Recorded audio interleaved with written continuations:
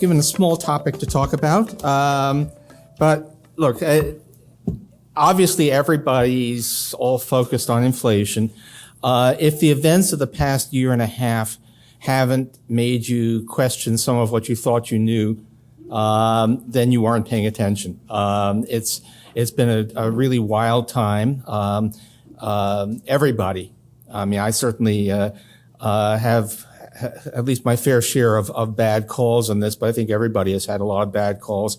And what I want to do is mostly talk about what it looks like, how did this happen, and then, but also how much should this change the way we teach, the way we teach inflation in the textbooks and in class. So first of all, so inflation, after having been, pretty solidly fluctuating around 2%, not much either way for a long, long time, shot up to, annual basis, 8-ish%, depends a bit on what index you use. Underlying inflation, I'll get to that in a second, because that's one of the things that we really want to know and are finding it hard to pin down. There are two stories that I hear. If you like, they're sort of coming from the left and from the right. The one I get from the left is this is all global events and really not the result of any sort of, it's not U.S. policy. Look, inflation is higher in the Eurozone than it is in the United States. I just saw the headline, Dutch inflation just hit 17%. So this is a global phenomenon and not a U.S. thing. The alternative view is this is all because the U.S. Spent too much money. That we had a excessive fiscal stimulus in 2021. I don't think either of those views is sustainable once you look at it at the a little bit under the surface. Europe is a mess, but it's a mess in part because basically Russia-Ukraine natural gas. It's just turns out that there are most raw materials commodities are globally traded, but it turns out that gas is only easily shipped by pipelines. And so there is a very specific European shock, which is huge on energy. And so that's why their inflation is as high as it is. And if we try to, until the Putin shock hit, European inflation was running a couple of points below U.S. inflation. So it was up, but there is a distinctively there's something going on here that is probably not just global shocks. On the other hand, the funny thing about we had these debates last year about how worried should we be about the size of the U.S. fiscal stimulus. And my view was that, it was a big stimulus, but we're probably going to have a pretty low multiplier. And I wasn't too worried about the U.S. economy overheating that much. And if you had told me then what the current U.S. unemployment rate would be, what current level of employment would be, what the level of real GDP would be, I would have said, see, like I told you, GDP is about what pre-pandemic projections said it would be. Employment is below. The unemployment rate is about what it was pre-pandemic. But somehow we have all of this inflation. So it's not just that demand didn't grow all that much. It's been strong, but something happened on the supply side, which is why this is such a tricky thing to make sense of. I said underlying inflation. One of the things that, generally speaking, one of the minor but significant annoyances of crises is that you end up having to learn details that you thought you never had to know. And one of the things we've been learning a lot now is more about what goes into inflation measures. A little bit, it's the old line when the two things people should never know is what goes into sausage and what goes into political decisions. We can add inflation measures to that now. For a long time, it was good enough to focus on core inflation, which excluded food and energy. That has really not looked like a a very solid measure. It turns out there's all kinds of other things that are clearly just volatile prices. I actually do know some old Fed hands, and they apparently, when they originally came up with core inflation, they thought of including used car prices as excluding used car prices, but they said, oh, that's never going to be big enough an issue to matter. And in recent months, it has mattered a lot. But what it turns out, I think the bigger issue, at which somehow we never really focused on, is that any measure, whether it's if you exclude food and energy or you exclude extreme movements, what you basically end up with is housing. Core inflation is basically the price of housing.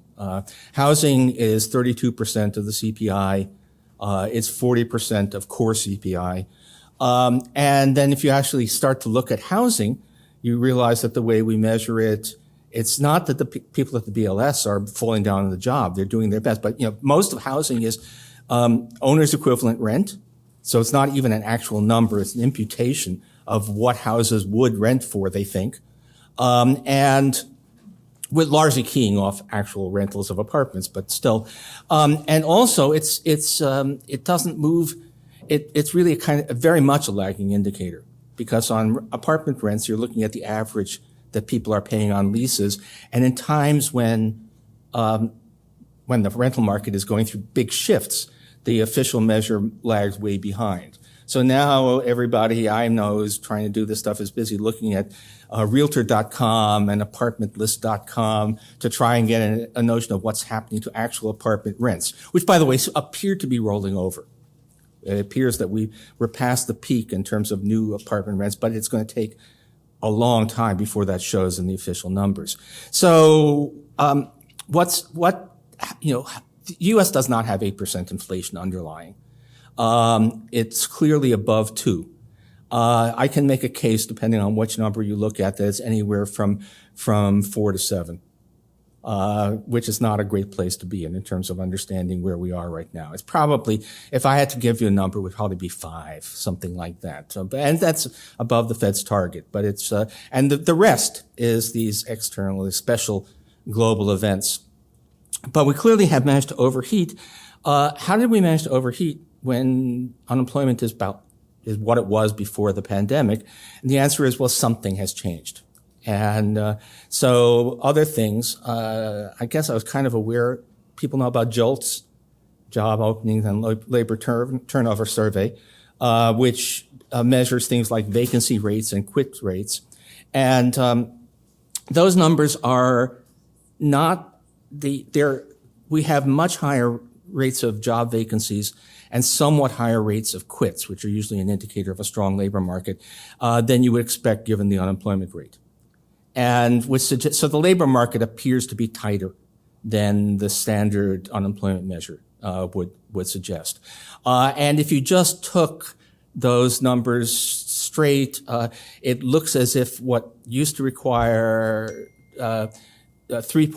basically a labor market tightness that we used to get at 3.5% unemployment would now take something like 5% unemployment. Why is that the case? Could be dislocations, still the aftermath of the pandemic. How long will it last? Nobody really knows. But it's so the U.S. economy, even though it didn't grow all that much, more than you would have expected prior to pandemic, appears to have a lower supply capacity than it did, and so we have this inflation. Even given that, there's too much inflation, given historical relationships. The Phillips curve has appeared to be very flat in the past. And even if you think that we have unemployment that's a 1.5 lower than equilibrium, or NAIRU, although that's also a question that's a concept that's in question. Even if we're a 1.5 below the NAIRU or something like that, that shouldn't lead to 3 extra points of inflation by historical standards. A lot of people are guessing that when the economy is really running hot, that the Phillips curve is steeper when you're close to full employment, or above full employment, maybe. Although once you start to get into nonlinear, you also get in, the idea that you have nonlinear relationships, that have excess demand and excess supply have very asymmetric effects on inflation, then you also start to worry about sectoral shocks. And we have certainly had a huge, the economy, even though most people are not, people aren't, there are no more lockdowns, there are very few COVID safety requirements left, but people's behavior seems to have changed a whole lot. I think this is my 6th in-person meeting in the past 2 years. We're just starting to get back to that, and a lot of things are going to stay permanently. Remote work is a big deal. Which, by the way, since housing is such a big part of the inflation story, especially the underlying inflation story, it does really look as if the shift to remote work has increased housing demand. People work less in the office, more at home. They want more space. And there's a new San Francisco Fed research paper that estimates that 60% of the rise in housing prices is actually a result of working from home. That's not gospel. That's just the latest estimate, but it looks like they did a fairly careful job. Okay. One thing that you might have thought would be a big issue. So the inflation rates now are the highest since the early 1980s. It's actually closer to the early 1980s than most people may realize, because the BLS did change the way it calculates inflation, among other things, how they calculate housing prices. There are conspiracy theories that said they did all this, to deliberately hide inflation, and that's nonsense. They have an estimate of what the old numbers would have looked like if they were calculated using modern approaches. But it does say that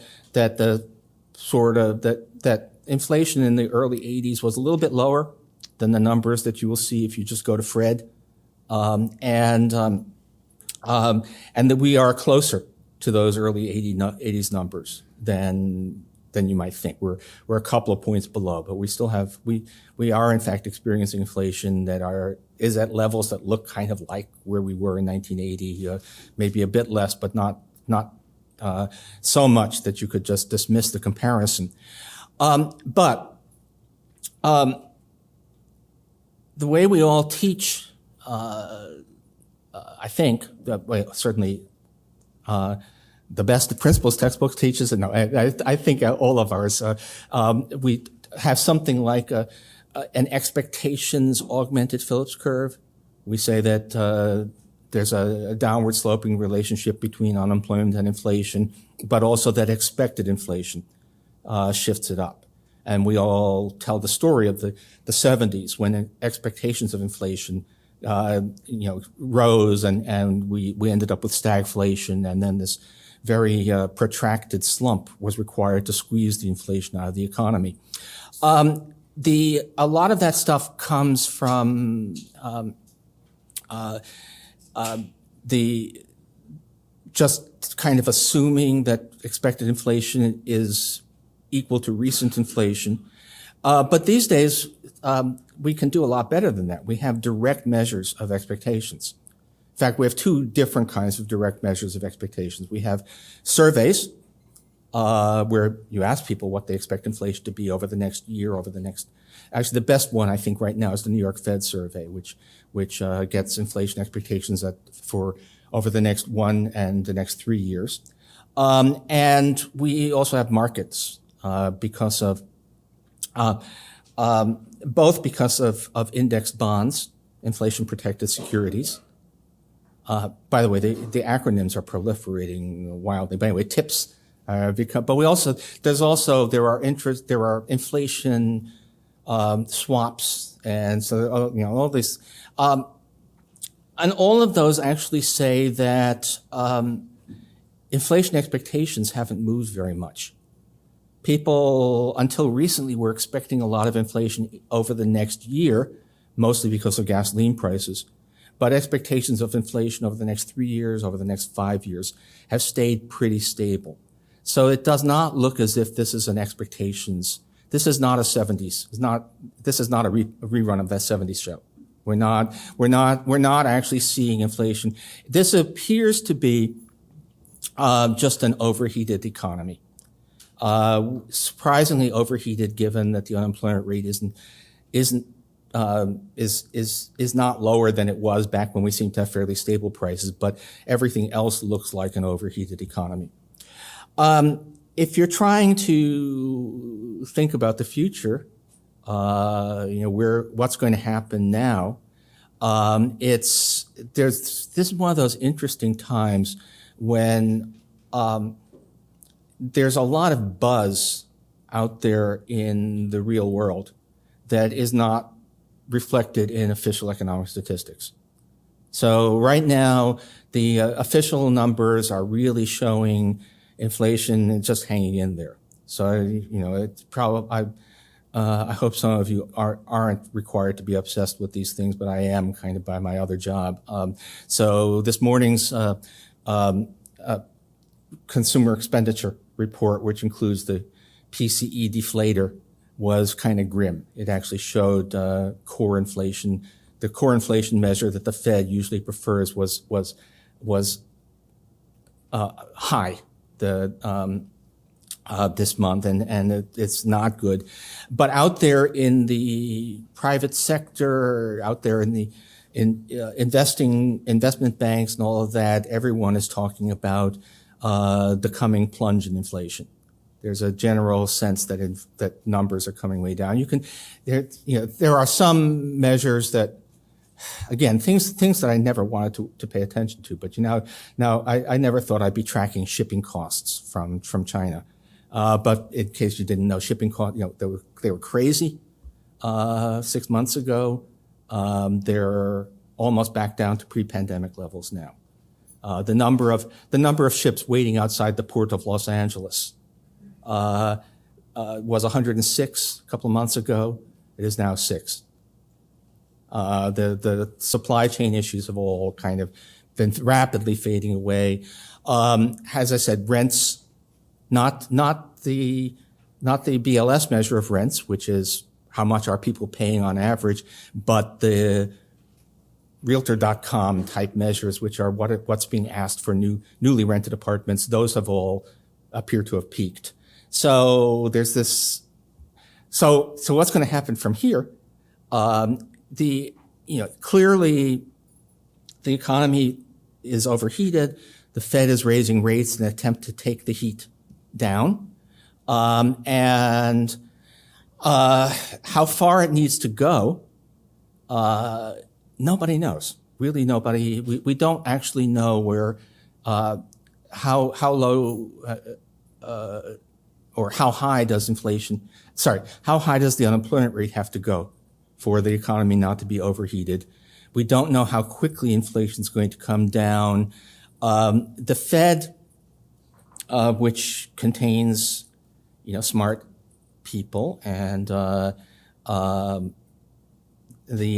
deputy, Lael Brainerd is in fact an old student of mine, so they are good people, but they are, to some extent, they're groping in the same dark that we all are, plus the problem of really of long lags. The effects of Fed policy don't even, the Fed has effectively been tightening since the beginning of the year. They didn't actually raise rates until March, but the bond markets had already built that in. And so long-term interest rates are up by 250 basis points, which is a lot. And you don't see it at all in the labor market yet. But we will eventually, but nobody knows how long, how big. So there's a tremendous amount of uncertainty going forward. And so it's a very tricky time to be a policymaker. How about how we teach it?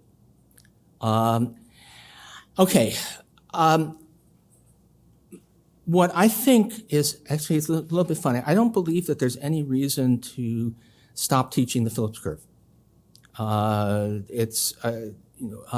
we certainly in our book, we open macro with inflation and unemployment as the two great evils, and then talk about trade-offs and problems and all of that. And that's still going to be true. There clearly is something, that trade-off still exists. The mechanisms, the distinction between underlying inflation and headline inflation in some version is still clearly something that's extremely useful. You really do want to make that distinction. You probably you have to have a lot more, be more cautious in describing quantitative relationships. The one thing that we were just looking at some of the interactive things we can do with the new methods, and we have a figure that I really want we will keep, which shows the inflation unemployment counterclockwise spirals in the 70s and 80s, where you have to go through this bulge in unemployment to get inflation down. I mean clockwise spirals. Anyway, like that, or from your point of view, like that. But we're going to have to be a bit cautious, because the remarkable thing about this episode, as opposed to those earlier ones, is that the public does not seem to be we have enough policy credibility, apparently, that the public has not updated its expectations of future inflation based upon recent inflation. The reason that we had to go through the whole Paul Volcker thing was because as of 1980, every survey, every market indicator showed that people expected 10% inflation in perpetuity. And that is not the case now. And so that probably means that the story we need to make a clearer distinction between the idea of an expectations augmented Phillips curve. I don't think we ever use that phrase in the book, and if we do, I'm going to try and ban it. But between the idea that inflation depends both upon the level of unemployment and on expected inflation, and the kind of mechanical expected inflation is equal to last year's inflation, which is the way that most of our books teach it, because that has not seemed to be at all true during recent events. We're going to have to I think in the inflation and unemployment chapter, by the way, we're almost done with micro, and we're in macro right now for 7th edition. We're going to have to at least allude to the JOLTS data.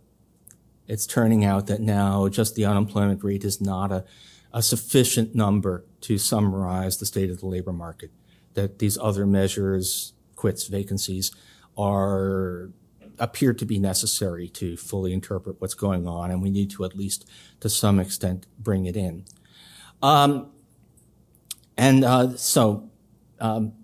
Question of, how high do I think interest rates are going to go? How high do I think unemployment rate's going to go? What do I think the inflation rate's going to be next year?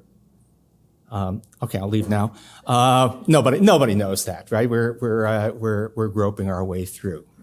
It's been a hell of an education, obviously, with huge real world consequences. And I think mostly, maybe, I'm trying to leave a little time so we can talk. I can take questions. Mostly, I think what we learn from recent events is that when huge things that are not exactly economics happen, you shouldn't expect economic relationships to be unaffected. When we had an enormous disruption of life in all dimensions from the pandemic, there was a very, very good, I think, still holds up, despite the fact that they were overly optimistic on inflation. But the Council of Economic Advisors put out how does this inflation compare with previous inflations report quite early on. And they suggested that the best parallel was probably the bout of inflation that took place after World War II, when the economy was trying to adjust back from being a war economy to a peace time economy, and there was a lot of demobilization, and just things were very disrupted. And I think that's probably how one needs to teach what's going on now. You need to say, look, we had this crazy lockdown pandemic economy, and the process of adjusting back to something, whatever normal life looks like in the Zoom age, is one that has a lot of bumps along the way.